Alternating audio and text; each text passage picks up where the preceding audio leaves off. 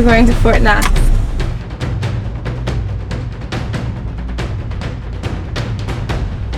Down. Up. 1. Down. Up. 2. Down. Up. 3.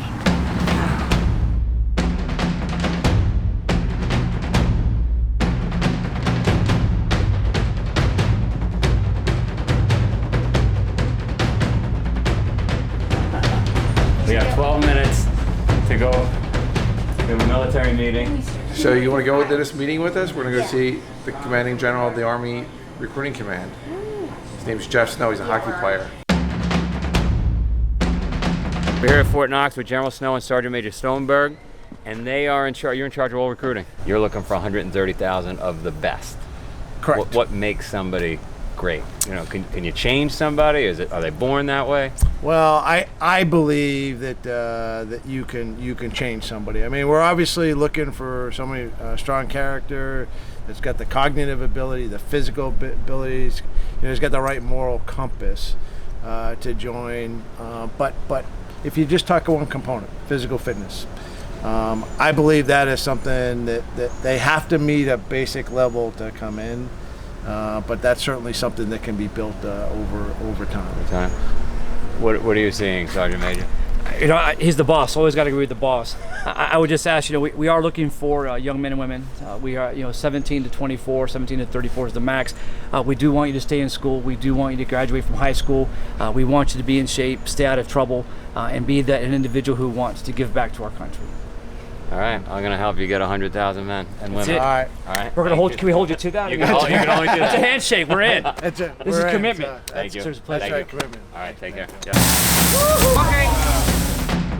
5:15 in the morning. So we'll see you in the morning. See you in the morning.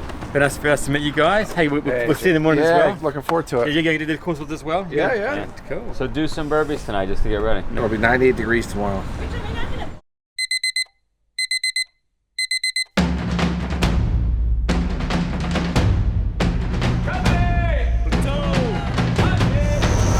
Morning, everybody.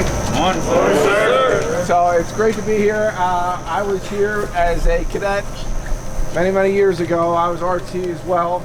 I'm here this morning with my good friend, the CEO of the Spartan Race, Joe Desena. Joe.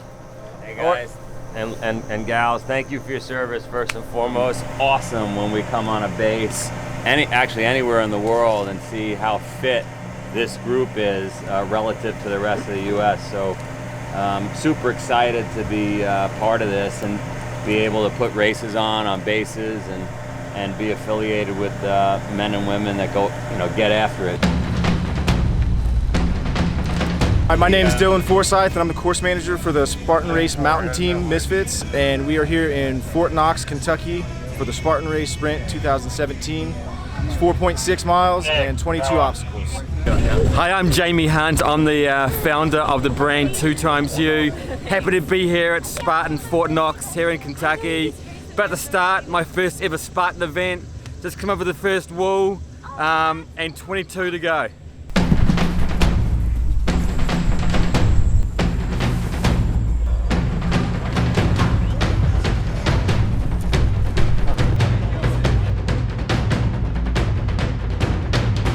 We are here for Spartan Up podcast with Major General Chris Hughes at Fort Knox. We're at Fort Knox, Kentucky this summer doing cadet summer training for all of our programs across the United States. And right now we're doing the Spartan Games in order to bring the kids in and understand a life of fitness. So question for you. This whole podcast, we run around the world and we try to find out what makes somebody successful, whether it's, a mom, a mechanic, a monk. If you want to be successful and achieve something in life, you've got how many kids coming through this program? Oh, we've got about 8,000 this summer. 8,000, and you've seen this for years. What are the attributes that make somebody successful and get ahead in life? And somebody shines and somebody doesn't. What is it? It's pretty simple for us. We know a couple of things in the Army for sure that scientists tell us, and the most important one is that if you like fitness, you have a high propensity for success in the Army. If you hate fitness, you have zero propensity for success in the Army.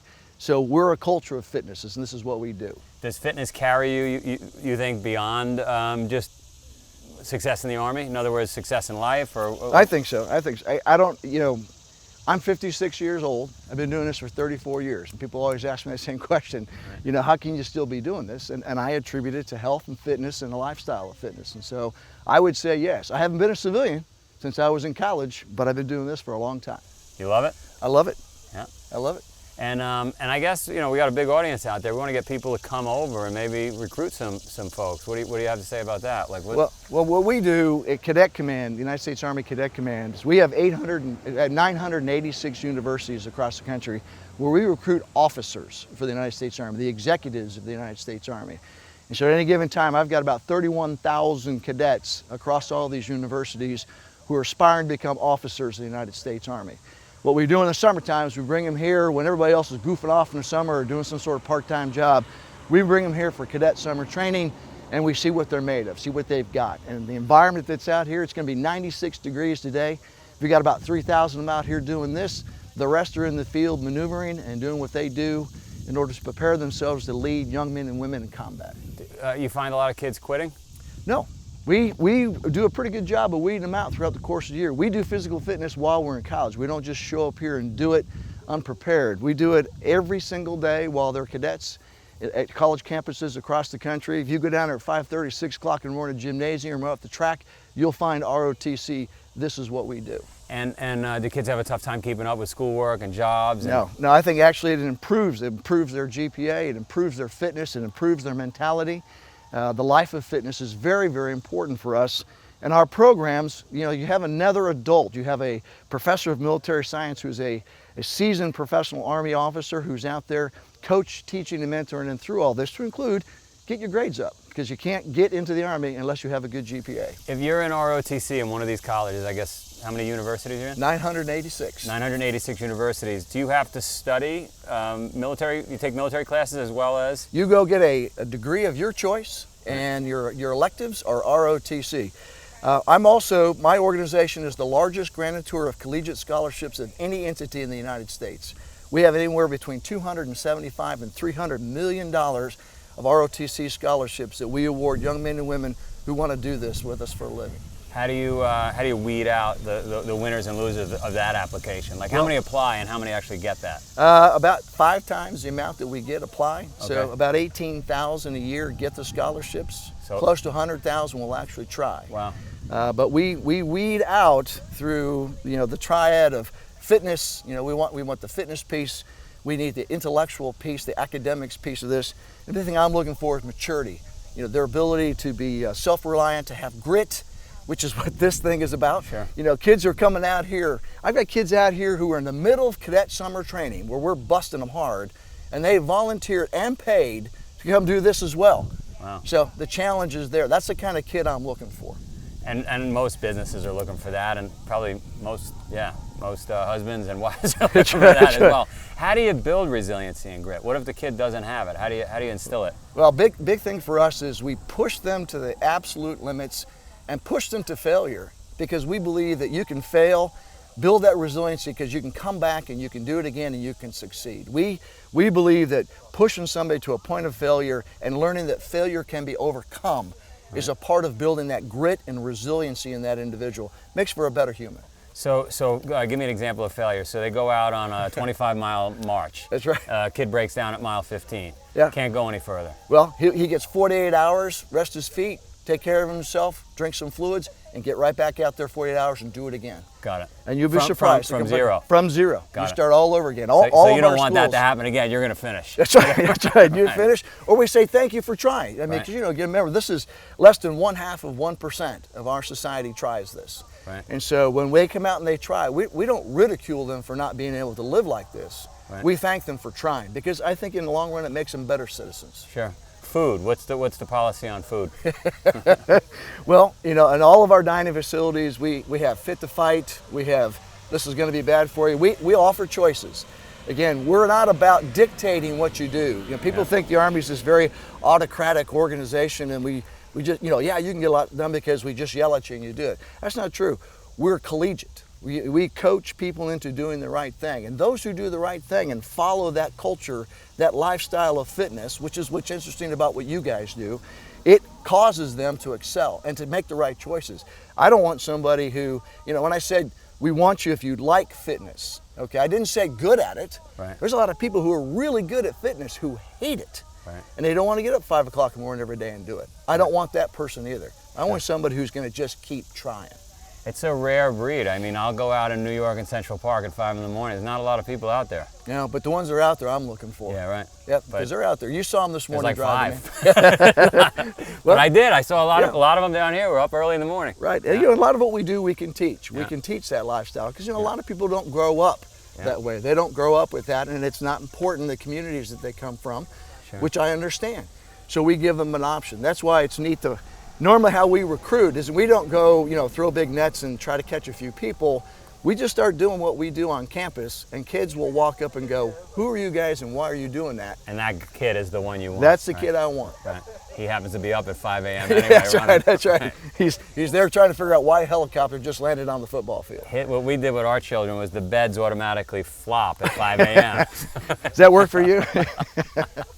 Well, you got another group coming here any minute, and you're going to have to go out with them. Well, I'm going to get ahead of them this time. Yeah, get ahead of them. Anything else the audience should know about ROTC or if they want to get involved? Or? Well, I mean, on every campus we've got an office, but we have a website. You can go there as well. If you think you're up for the challenge, you want to see what we're all about, please take a look. It doesn't hurt to look, but I will tell you, you know, there's a lot of options out there to go to college. Yeah. Very few offer you a $57,000 a year job the day you graduate. Very few offer you a 4-year ROTC scholarship while you're out there. Very few teach you the culture of fitness and make you a better person. So if that's what you're looking for, that's who we are. This is the place. All right, well, you're about to get back.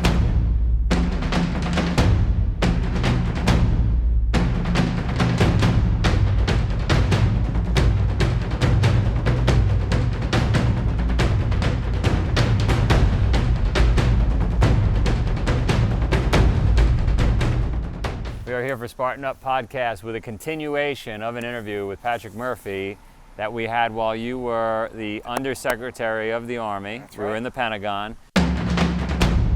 And it's my real pleasure today to have an opportunity to speak with Mr. Patrick Murphy, the Undersecretary of the Army for Management and Operations. And he's going to kind of tell us, for the layperson, what all that means. But I can tell you it's a big deal. It's one of the top dogs at the Pentagon. You were a prosecutor, or you were a lawyer, prosecutor, correct? That's right, yeah. You were a hockey player. You've served in Congress. What else? You've done some things. Yeah, Colonel, I'm like Forrest Gump. You know, I've done a lot of different things in my life, but I've been very blessed. But being here, back with my fellow soldiers, being the Undersecretary of the Army, the #2 civilian position is an honor, especially during these defining moments in our country's history. Yeah, without question. I mean, but how do you go? You were in the Army, right? You were a lawyer in the Army. You were in the 82nd. You were a good paratrooper. You were over in Iraq. You've been to Bosnia. My family taught me the value of public service at an early age. I'm the youngest of 3. My father's a Navy veteran and then served for 22 years as a Philadelphia police officer. Oh, wow, okay. My mother is actually a former Catholic nun. Luckily for me, she left the convent, otherwise I wouldn't be here.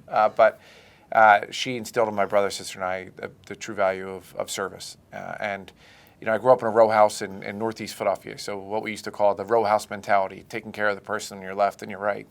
So my brother has served in the Air Force. He's an Air Force officer. He does search and rescue out of Tyndall Air Force Base in Florida. Right. He's done 2 deployments. I've done 2 deployments. My father and 2 uncles served during Vietnam and in Vietnam. You know, my grandfather served in the Pacific in World War II. I mean, so I've been very blessed, coming from a military family. And I joined the Army at 19. I joined after I was a security guard for the Philadelphia Eagles at old Veterans Stadium. So that was good training to jump out of airplanes for a living and to serve in Baghdad. But I'm curious also from that area in Philadelphia you talk about, from a recruiting standpoint for the Army in general. I know there are pockets or people who are overrepresented, if you will, where I don't want to say more patriotic than others, but they're overrepresented, and there are many areas, obviously, that are underrepresented. How does the Army reach out to everybody so that we have a representative force, if you will, that comes from across America and not just pockets of America? Is that anything you... Yeah, well, listen, serving in the military these days has really become a family business. So 79% of our recruits and all the services come from military families. And so, we have to broaden that, especially as we have an all-volunteer force since Vietnam. And we want to keep an all-volunteer force. But maintaining that is hard, especially when only 3 in 10 Americans are even eligible to join the military, mostly because of the obesity epidemic in our nation. Right. And we can work with certain young Americans to come in if they're a little overweight, but if there's obese, sometimes we just can't do it overnight, and it takes longer than just a few weeks. Well, that's a shared challenge then of both the Army and Spartan. The Army's got some programs that are looking at those as well. Yeah, we're very excited. What we call the performance triad, Colonel, and that is to make sure that you exercise, that you eat right, and that you sleep. Because if you have that triad, if you exercise, you eat right, and you get the proper amount of sleep, you can excel physically. And you did it as an Army Ranger. You are like, Tim, we call you like a soldier for life. So you served your nation in the military in very tough situations that I know of, and then you are continuing to serve through Spartan and other endeavors. And that sends a message that our veterans, like yourself and like myself, who wear the cloth of our country, that we are civic assets to the nation. That yes, we might not be in uniform anymore, we might be in civilian attire now, but we believe in the core values of duty, honor, country, that we want to continue to give back. And that's why when you look at it, veterans are more likely to be employed than non-veterans. Veterans are more likely to start a small business, for that small business to be successful. Veterans are more likely to vote in elections no matter what their political persuasion is, because they want their voices to be heard. They love their country. So, I know a lot of veterans military are involved in the Spartan races and the lifestyle, which frankly, is aligned with what we call the performance triad. I'm a big believer, and I think you are too, in what we call post-traumatic growth. Okay. That they go through these, the crucible of ground combat, and they come out of it a stronger leader and are willing to go on and do great things. So, when I was running, that ridge run in Jordan the other day, I was running in Nike shoes, and most folks don't know. Nike was started by an Army veteran. Most folks don't know the largest media company in the world is Comcast, started by a veteran. So, we have a lot of pride with the team and with our soldiers for life like yourself, but we have a whole heck of a lot of pride of these young Americans that take that oath to support and defend the Constitution against all enemies, foreign and domestic. Yeah, well, I tell you what, I'm right there with you, and I tell you, I think they are as good, if not better, than the greatest generation. Yep. And I don't think that many Americans understand, we've got these wars, and they're kind of out there, but they haven't gone away in 15 years or so, and it's the young people that are fighting them. And so they are out there on the front line, and they deserve our support and our respect. And it is great to see you as a leader giving them exactly that and understanding what they need. Yeah.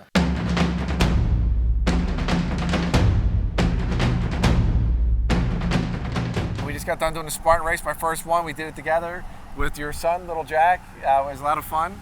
But most importantly, we saw 3,000 cadets as well volunteer to go through it as well, and the commanding general of the ROTC Command, General Chris Hughes.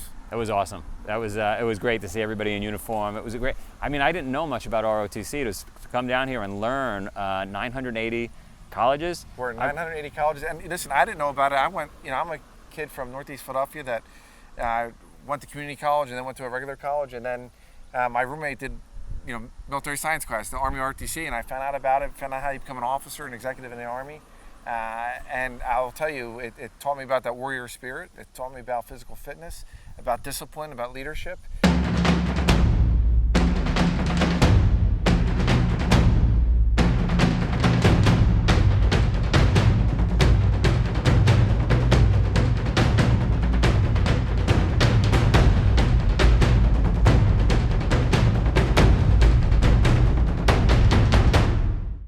Thank you for watching another epic story of success. If you like our message, please share Spartan Up with your friends and subscribe on iTunes, YouTube, or wherever you catch our show, maybe in the woods. Spartan Up is brought to you by Spartan Race. To find a race near you, visit Spartan.com.